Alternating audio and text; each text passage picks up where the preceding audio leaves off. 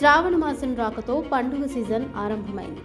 ఈ సీజన్లో రైళ్లకు ప్రయాణికుల తాకిడి అధికంగా ఉంటుంది. పుణ్యక్షేత్రాలు, పలు పర్యాటక ప్రాంతాలను సందర్శించడానికి దూర ప్రాంతాలకు రాకపోకలు సాగించాలనుకునే వాళ్ళ రద్దీ ఎక్కువగా కనిపిస్తూ ఉంటుంది. సీజన్లో వాళ్ళంతా రైళ్ల మీదే ఎక్కువగా ఆధారపడుతూ ఉంటారు. ఈ రద్దీని దృష్టిలో ఉంచుకుని రైల్వే అధికారులు పలు ప్రత్యేక రైళ్లను ప్రవేశపెట్టారు. అయితే ఈ సమయంలో మరో ప్రకటన చేశారు రైల్వే అధికారులు. పండుగల సీజన్లో ప్రయాణికుల రద్దీని నివారించడానికి ఓ కొత్త పథకాన్ని అందుబాటులోకి తీసుకొచ్చారు. అక్టోబర్ 13 నుంచి రౌండ్ ట్రిప్ టికెట్లు బుక్ చేసుకునే ప్రయాణికులకు తిరుగు ప్రయాణం బేస్ ఛార్జీపై 20% రాయితీ లభిస్తుంది. అక్టోబర్ 13 నుంచి 26, మళ్లీ నవంబర్ 17 నుంచి డిసెంబర్ 1 మధ్య ప్రయాణాలు సాగించే వారికి వర్తిస్తుంది.